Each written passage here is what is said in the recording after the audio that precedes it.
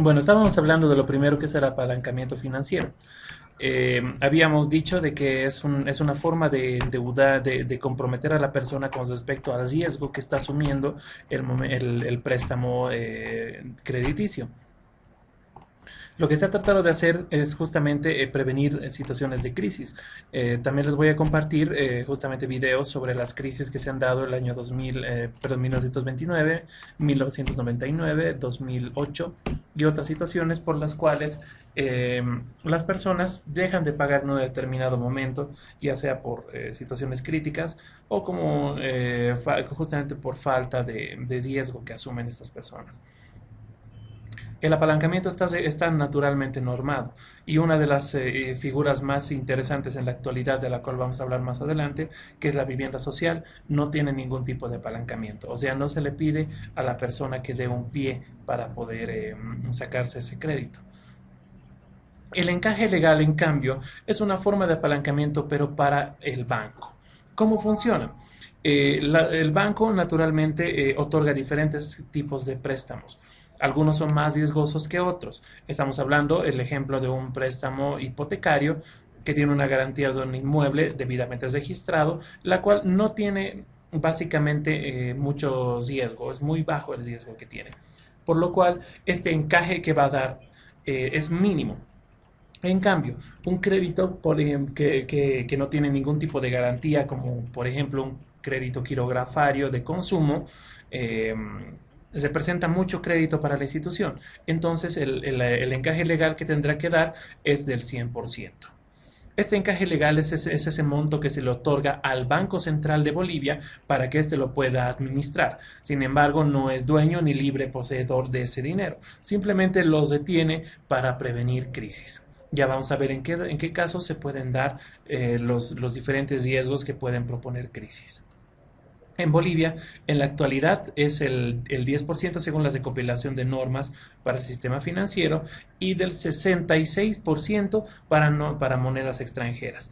Esta situación se ha dado por el proceso de bolivianización que hemos pasado desde el año 2007 para tratar de respaldar y mantener fuerte la moneda nacional, por lo cual la mejor forma es prevenir de que se otorguen créditos en monedas extranjeras, para lo cual el banco prefiere mucho más otorgar créditos por moneda nacional, por el cual solo va a tener que obtener un 10% o un poco más dependiendo del riesgo, no así el 66% como es de la moneda extranjera. Otros términos muy importantes que no son despreciables para nuestro estudio son, por ejemplo, el sobreendeudamiento. No estamos hablando de un nivel de endeudamiento común y corriente, sino estamos hablando de aquel que sobrepasa nuestra capacidad habitual de pago. El 40% es el mínimo que puede tener el cliente financiero para poder subsistir de todo su sueldo. Por tal razón, no existe ninguna forma de que el banco te endeude más del 60%, ya que al momento de endeudarte más, estás obligando a la persona a que reduzca los recursos utilizados para su habitualidad, para su forma de vida. Entonces estás poniendo no solamente en riesgo el pago de tu crédito, sino estás poniendo en riesgo también la situación, la vida de la persona, del ahorrista, su estabilidad económica. Entonces, este sobreendeudamiento se da en el momento particular en el que sobrepasas ese 40%. Los clientes muy habitualmente lo que hacen es confiar demasiado en ellos. Este sobreendeudamiento se da por la sobreconfianza. Estamos entendiendo entonces de que el banco puede haber otorgado un crédito al 60% de su capacidad de pago. Sin embargo, el cliente, a pesar de eso, decide endeudarse por otros medios que no necesariamente son financieros, como por ejemplo vía prendaria, vía de pagos mensuales de instituciones que nos registran sus créditos, como ser, ¿cómo se llaman? Prenda Más, eh, bueno, diferentes instituciones que en este momento, la verdad, se me acaban de bozar, pero que no generan ningún tipo de registro. Los bancos, al momento de otorgar un crédito, registran en la central de información crediticia todos los créditos que otorgan. En cambio, otros tipos de prestamistas, usureros y otros no verifican esta información y otorgan créditos solamente confiando en que la capacidad de pago del cliente es loable. Entonces, esta situación genera sobreendeudamiento y por ende se vincula al siguiente término que vamos a hablar, que es sobre la mora. La mora es el momento preciso en el cual el cliente ingresa en retraso desde el día siguiente de la fecha de pago. Estamos hablando que si nuestro crédito vencía el 2 de febrero, el 3 de febrero inmediatamente a las 0:01 vamos a estar declarados en mora. Naturalmente existen grados de mora y el banco no va a iniciarte un proceso de manera inmediata, sino hasta el momento de corroborar de que no, el crédito es considerado impago, o sea, no va a ser cancelado. La mora se da generalmente cuando hablamos de temas financieros, en el momento en el que la persona se atrasa por más de una semana. Es en ese momento en el que el oficial tomará medidas verbales para poder recomendar al cliente de que pague y se iguale de manera oportuna, otorgándole un tiempo de gracia para poder hacerlo. De no hacerlo, incurre en una de las primeras faltas que puede ser nombrada por el banco como una advertencia. Algo que tenemos que tomar muy en cuenta y no olvidarnos es que los 90 días que usualmente las personas aseguran que es un nivel de tolerancia para que inicien las acciones legales, no es una obligación. En pocas palabras, las instituciones financieras no van a iniciar acciones legales después, ya que ASFI ordena mediante su reglamento de que las acciones judiciales hayan sido iniciadas no después, sino antes de haber cumplido los 90 días. Al cumplir los 90 días deben haberse iniciado ya acciones de cobro de esta deuda que es posible impaga. Ya vamos a hablar más adelante de eso cuando nos toque hablar sobre la recuperación de cartera. Luego, otro punto muy importante y que tenemos que entenderlo ahora para tratar de comprenderlo a lo largo del curso son estos tres conceptos siguientes, que son el de financiamiento, las de programación y las de estructuración. Cuando hablamos de financiamiento, estamos hablando solamente de una posibilidad de recibir nuevamente el crédito que hasta el momento ya habíamos pagado. Si nuestro crédito era de $1,000 y nosotros habíamos pagado ya 300 hasta la fecha, la posibilidad de financiamiento va a ser únicamente de $300, ya que si es que vamos a superar eso, sería considerada una nueva figura o reestructuración.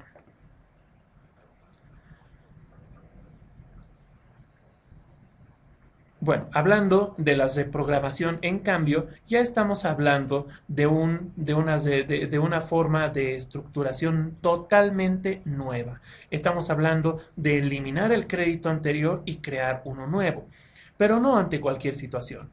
La reprogramación se da en general cuando existe una alta posibilidad de impago y cuando el cliente solicita de manera abierta de que necesita realizar una reprogramación. No se da en cualquier caso. Necesariamente el cliente tiene que ser un cliente de buena fe, tiene que haber cancelado de manera habitual sus obligaciones sin sufrir grandes retrasos y tiene que expresar su deseo de pagar la deuda. Al momento de hacerlo, entonces el oficial y el abogado tienen que tomar en cuenta esas intenciones y esa buena fe del cliente para poder otorgarle un nuevo beneficio, que es la reprogramación. En esta se modifica por completo la naturaleza del crédito común, otorgándole un nuevo plazo por completo y un nuevo interés si fuera necesario. Estamos hablando de que si mi crédito ha sido otorgado a 100 cuotas, entonces podríamos solicitar de que sea a 200 cuotas, cosa de que mi cuota mensual sea mucho más inferior y más fácil de pagar, dada en un caso en el que digamos, yo era muy buen pagador, pero me han retirado de mi fuente laboral. Entonces solicito una reprogramación para poder cubrir mis obligaciones de manera habitual ante la expresión de que yo he pagado de manera constante, sin ningún tipo de problemas, y mi interés no es el no pagar, sino el de hacerlo, pero en cuotas más tolerantes. En cambio, la desestructuración del crédito abarca generalmente para grandes créditos y para más que nada empresas.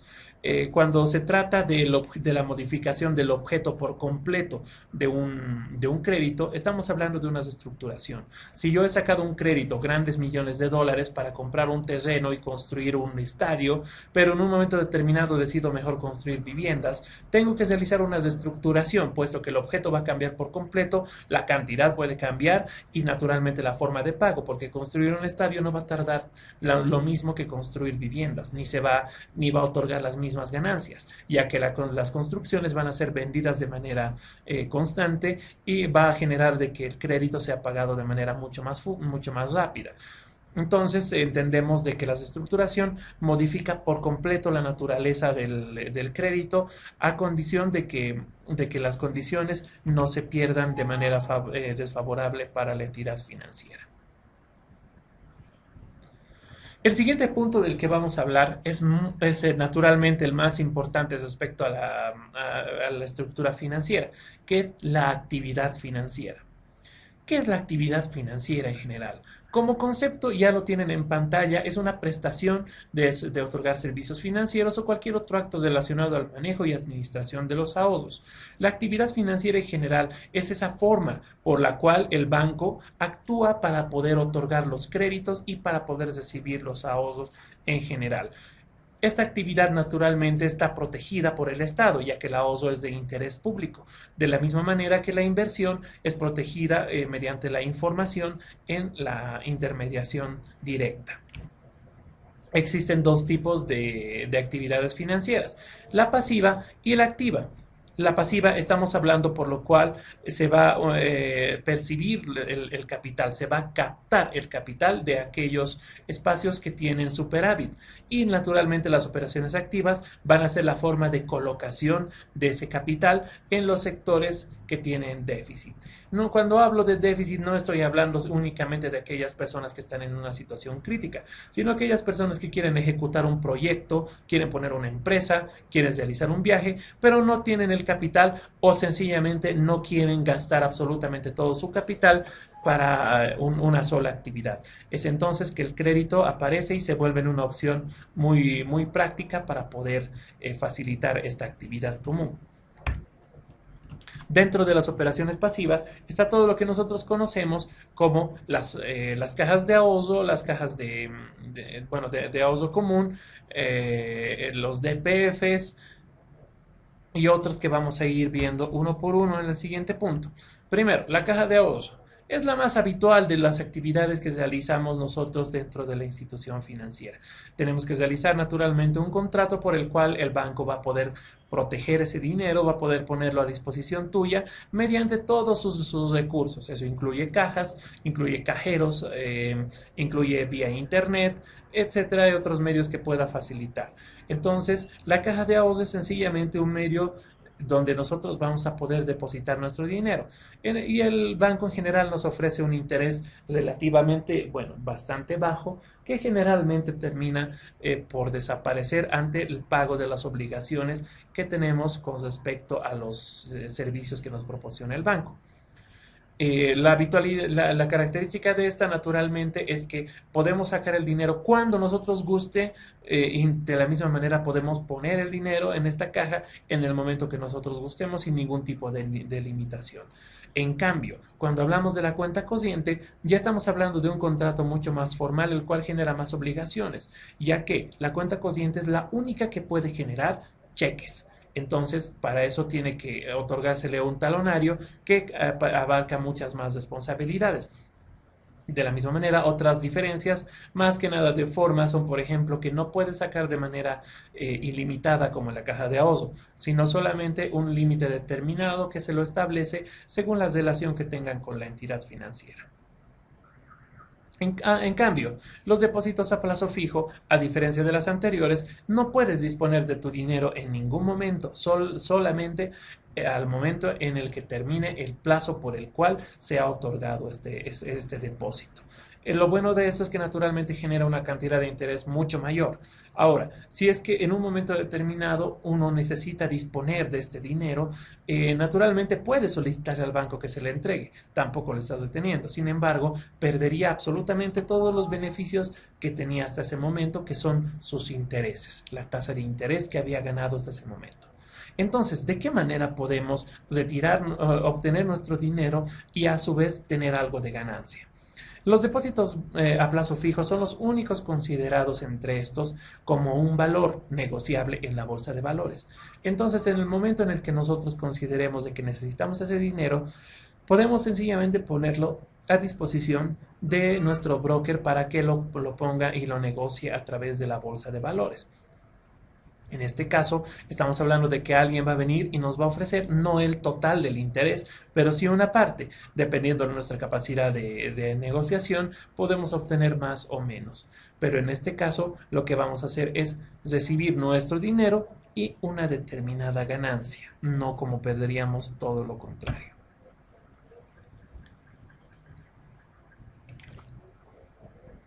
Ahora, hablando de las operaciones activas. La operación principal, la madre de las operaciones crediticias, es justamente ese que se ha ganado el nombre por este tipo de operaciones, que es el crédito o mutuo. El crédito bancario o mutuo es aquel por el cual el banco otorga una cantidad de dinero en préstamo a un cliente. Esto naturalmente con la condición de que sea devuelto en un determinado tiempo y con una determinada ganancia. Todas las características se van a disponer en el contrato. Como ven en esta diapositiva, no está mal. Esto en realidad tiene un carácter unilateral. Si tal vez han leído ustedes la tesis del Premio Nobel recientemente del 2016 de Economía, el cual habla de que todos los contratos en el mundo son bilaterales. Sin embargo, el crédito es el único que excepcionaría de esta manera. El crédito no genera obligaciones al momento de firmar el contrato al banco, como nosotros generalmente lo creemos, sino únicamente al momento de realizarse el desembolso en el cual solo una de esas partes recibe las obligaciones, que es el prestatario. Entonces, el único obligado va a ser este, por cual el banco no tiene ninguna responsabilidad si es que en algún momento determinado decide no realizar el préstamo. Muchas personas, muchos abogados en general creen de que si es que el banco no le otorga un crédito de manera oportuna, entonces está ocasionándole un daño o un perjuicio a su cliente y creen que pueden estos recurrirlo por vía civil. Sin embargo, no es así, ya que la naturaleza del crédito mutuo particular es que es de carácter unilateral y solamente se perfecciona al momento de desembolso. Entonces, ya saben de que no se puede recurrir porque el banco niegue algún tipo de oferta que hayas realizado. En cambio, la línea de crédito. La línea de crédito es una de las figuras más utilizadas en nuestro país. Si nosotros conocemos bien nuestras tarjetas y también conocemos muy bien nuestras tarjetas de crédito. La tarjeta de crédito es el mejor ejemplo de una línea de crédito, ya que esta es una cantidad de dinero que te pone a disposición el banco para que tú puedas en cualquier momento acudir a esta línea de crédito sin mayores complicaciones y solicitar un monto. A esto se le llama un contrato bajo línea de crédito. La línea de crédito es solamente una figura, por decirlo así, superior, pero al momento de perfeccionar, liquidar ese dinero, necesitamos hacerlo por un contrato debajo de esa línea. Entonces, como bien ya les he explicado, este dinero puesto a disposición solamente se perfecciona cuando es utilizado por medio del contrato. Naturalmente, la línea de crédito tiene un tiempo de vencimiento y existen dos tipos de línea de crédito. La línea de crédito simple, que únicamente se da cuando tienes un objeto en particular y no necesitas más. Les puedo dar un ejemplo que es una construcción. Sin embargo, otras que son consideradas dotativas, que se da el ejemplo en una empresa que se quiere sacar estos créditos de manera constante, pero a su vez también va a poder pagarlos de manera rápida. Entonces, si es que tiene una línea simple y no puede sacar más, va a terminar por cesarse la línea de crédito y va a tener que solicitar una nueva. En cambio, la línea de créditos rotativa no pasa esto, ya que el cliente al momento de pagar está literalmente recargando la línea de crédito y va a poder solicitar nuevamente del total que ha podido pagar. La tarjeta de crédito es el mejor ejemplo de una línea de crédito rotativa, ya que nosotros bien nos endeudamos en el momento en el que activamos, haciendo de manera implícita al momento de pagar con la tarjeta un contrato bajo línea y estamos obligados a pagar el total de esos montos bajo línea que nosotros solicitamos en el plazo que determina la línea de crédito. Eso sí, tengan en cuenta una cosa, si bien la línea de crédito puede tener un plazo determinado, les doy un ejemplo, 5 años. Sin embargo, los contratos bajo línea no tienen por qué estar sujetos a estos 5 años. Pueden tener más o pueden tener menos, ya que se está transformando en un contrato independiente de préstamo que está condicionado por una línea de crédito. En cambio, la línea de crédito solamente es una operación. Ahora, hablando de otro tipo de operaciones, como por ejemplo la boleta de garantía y garantía a primer requerimiento. ¿En qué situaciones se dan estas peculiares figuras? ¿Y cuál es su diferencia? Al momento de que nosotros necesitamos garantizar el cumplimiento de un servicio o una actividad que vayamos a desarrollar, está el banco que justamente se presta para garantizar con una cantidad de dinero ante la institución que tú estás tratando de proveer tu servicio. Esto lo hace mediante una boleta de garantía. El banco se compromete a pagar un determinado monto si tú incumples en ese determinado servicio. Esa es la figura en general. Sin embargo, existen dos tipos de boletas, la boleta de garantía y la garantía a primer requerimiento. Su diferencia es básicamente el momento de su ejecución. La boleta de garantía, para poder cobrarse, necesita un proceso por el cual se tenga que demostrar de que la persona ha incurrido en la falta o en el incumplimiento de la provisión del servicio. En cambio, la garantía a primer requerimiento se da peculiarmente en el momento en el que la institución o la persona que es beneficiaria de esta simplemente procede a realizar una declaración jurada de que la persona no ha cumplido con lo pactado.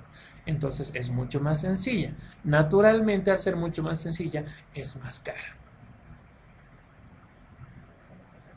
Luego, la operación de descuento de títulos valores es una figura igual muy interesante, pero que rara vez se da en el país, por lo tanto no es necesario profundizar demasiado. Al nosotros tener un valor que podamos dejar en garantía, hacemos un contrato por el cual el banco va a realizar un descuento al valor total de ese crédito. Entonces, si es que nosotros no pagamos o realizamos o sencillamente queremos una pequeña parte del valor de ese dinero, realizamos esta operación del descuento, por lo cual el banco le va a devolver el dinero de menos el necesario para realizar la operación señalada. Es básicamente descontar el monto respecto a lo que cuesta un título valor en general. Luego, la carta de crédito o crédito documentado. Las cartas de crédito son documentos, a pesar de que sea muy reiterativo, que se ocupan en particular de garantizar exportaciones e importaciones. Naturalmente no de una manera 100% fiable. Sin embargo, en el momento en que yo decido importar algo desde China, les doy el ejemplo, voy a referirme a un banco que tenga allá en China un banco referencial, que es considerado el banco corresponsal. Y nosotros somos el banco mandatario. Entonces, al tener un corresponsal allá, vamos a poder comprometerlo para que él no le dé el dinero a la persona que es el comerciante que nos va a vender algo, hasta el momento en el que haya embarcado la mercadería. Para eso tendrá él pues que demostrar los documentos de embarque y otros necesarios para demostrar que esto ha sido correctamente marcado. Solo entonces y solo entonces podrá el vendedor cobrar el dinero que el comprador ha enviado por medio del banco mandatario. Luego, hablando de las operaciones de servicios. Estamos hablando de otro tipo de actividad que realiza el banco de manera habitual, sin embargo, no son demasiado conocidas ni abiertas demasiado al público, como son los fideicomisos. ¿Qué es un fideicomiso? El fideicomiso es un contrato de administración en base a la fe. Este administrador administrará bienes, servicios, derechos u otros con el objeto de otorgar un beneficio, ya sea al fideicomitente o a un beneficiario tercero. Entonces, el fideicomiso simplemente es un contrato de administración. Ya les hemos hablado de lo que son las boletas de garantía, estamos hablando también de los pagarés y letras de cambio como documentos de compromiso de deuda. Bueno, hasta aquí hemos llegado el día de hoy, estimados. Espero que les haya gustado mucho la clase. Como ven, las operaciones que realizan las entidades bancarias son bastante complejas, sin embargo, entendiéndoles a fondo, no representan una gran complicación. Por esa razón es necesario que nosotros comprendamos todas estas para poder referir la normativa por la cual vamos a poder interactuar con la entidad financiera en la que nosotros vamos a entrar a trabajar. Naturalmente, en este momento no estoy hablando de los tres tipos de abogados. Ya nos estamos acercando poco a poco a esta etapa. Es el abogado comercial, el cual ve el proceso crediticio, es el abogado corporativo, el cual ve la relación que tiene el área corporativa con el resto de la institución, y estamos hablando del abogado de recuperación de cartera, que naturalmente es aquel que se ocupa de recuperar el dinero, el crédito impago. Entonces, vamos a ver uno por uno de qué tratan estas figuras, cuáles son sus funciones, cuáles son sus beneficios, y naturalmente no les voy a mentir, les voy a hablar con toda honestidad respecto a los beneficios que tenemos nosotros como funcionarios al interior de una institución financiera. Bueno, nuevamente espero que les haya gustado mucho el curso hasta aquí. Cualquier pregunta, por favor, háganmela saber por el grupo, por este medio, no tengan ningún problema. Yo les voy a hacer llegar todo lo que pueda, los aportes que pueda, para que podamos disfrutar de este curso al 100%. Entonces, sin otro en particular, yo me despido de ustedes, les hago llegar un saludo muy cordial y les quedo muy agradecidos por poner atención. Muchas gracias y hasta mañana.